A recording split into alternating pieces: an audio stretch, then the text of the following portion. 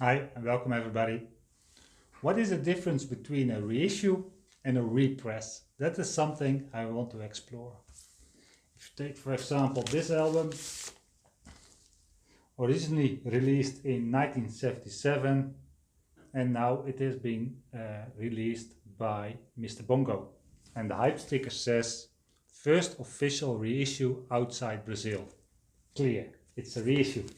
We put it on the reissue stack.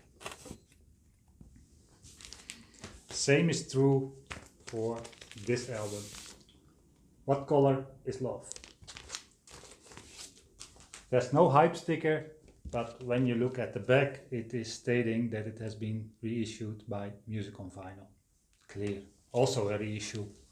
Sometimes if it's maybe not stated on the cover, usually the label also gives a hint. So the last record is originally done by Verve. But if you look closely, it also says on the label Music on Vinyl and reissue. So when does it start to become a repress? When do we have represses? And one of the first things that came to my mind were Blue Notes. The demand for these records has been so high over the years that it has been repressed many times. But also more recent albums have been repressed. Take for example this one, Bing, the debut album released in 2015.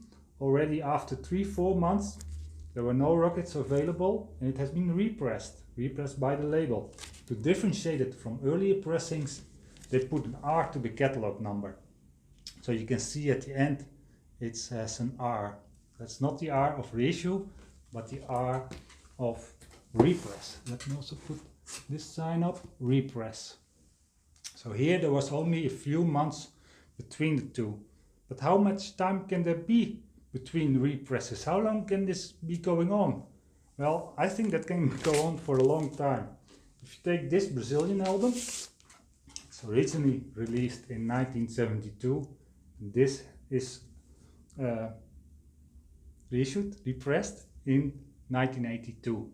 As it is the same label who is doing the releasing of this album, I call this a repress. It has been repressed by the label because there's demand for the record. You can argue that they use the same master, is the mastering the same? I would say for this album, for the 70s, yes, they used the same masters, but maybe there was a different lacquer and the stamper was not the same, but that's not enough to qualify it as a reissue. I would argue that it's not enough. And I want to show that by showing a James Brown album. The demand for records in the 70s was very high. And it was pressed all over the place. Different pressing plants were doing the pressing. And they got different lacquers. Because also these different pressing plants wanted to differentiate themselves. And a great example is this one by James Brown. If you have a Monarch pressing, you can see James Brown is wearing a hat. If you go, unfortunately I don't have exactly the same album, but what is true, if you look for records that were pressed at a different plant, he is no longer wearing the hat. So this is no repress, it's not a reissue, it's the same released, pressed at the same time, but at different locations, different pressing plants. And it looks a little bit different. It can happen, it does not make it a reissue of a repress. Of course, if they're going to remaster it for make it audiophile pressing, then of course it's going to change. This Crusaders album, for example, it already states at the cover, original master recording.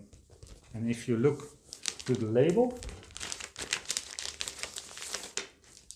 it says